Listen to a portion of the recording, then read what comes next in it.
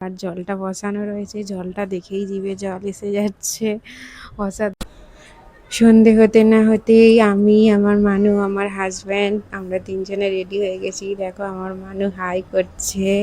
তো আমরা বলি চলো, আর ভালো লাগছে না, এবারে বেরিয়ে পড়ি। তো আমরা সোজা চলে এসেছি এখন বাগসারা বাজারে। দেখো এসেছি চন্দনদের দোকানে, এটা চন্দনের মা। ওই দেখো চন্দনের ফুচকা স্টল। তো আমরা এসে গেছি বাগসারা বাজারে চন্দনের দোকানে ফুচকা কিনতে। তো এবারে সোজা বাড়ি চলে এলাম ফুচকা কিনে। বাড়ি এসে আমরা এখন ফুচকা তৈরি করে খাবো। তো দেখো আমার বাবা এখন ফুচকাগুলো তৈরি করছে, ফুচকার ভিতরে আলু ভরছে। তো কত ফুচকা এনেছে। আর আমার মানু এখানে ওর দিদির কাছে বসে আছে। দেখো কত আলু দিয়েছে আর কত ফুচকা। দেখো অনেক ফুচকা এনেছি আজকে আমরা। তো অনেক দিন পর ফুচকা খাবো বলে কথা, তো একটু বেশি করেই এনেছি।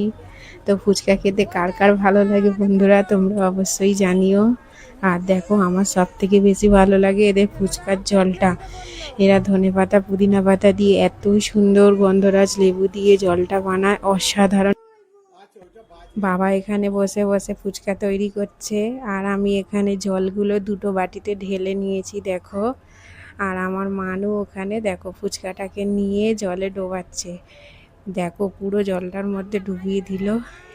ও খেতেই পারলো না ওই ফুচকাটা জলে ডুবিয়ে, কেন কি জলটাও মোটামুটি ভালোই টক ঝাল মিশিয়ে একদম ভালোই ঝাল আছে, তো খেতে পারেনি। যাই হোক এখন আলু দিয়ে ফুচকাটাকে খাচ্ছে, বেছে বেছে কী খাচ্ছে জানি না।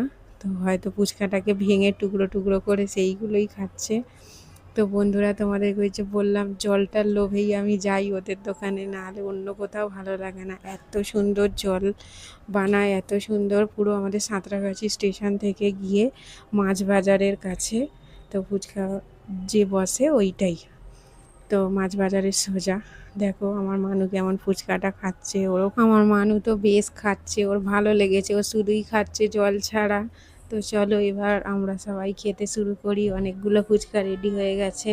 আমার বাবা সব একটা একটা করে আলুর পুর ভরছে দেখো। আর জলটা বসানো রয়েছে, জলটা দেখেই জিভে জল এসে যাচ্ছে। অসাধারণ ফুচকাটা খেতে। তোমরা খাবে তো চলে এসো। গাইস আমরা ঘুরতে বেরোচ্ছি।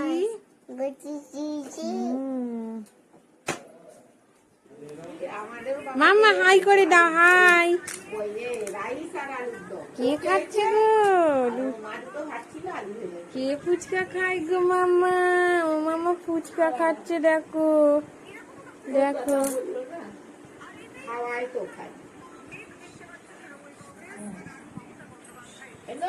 ফুচকা এনেছে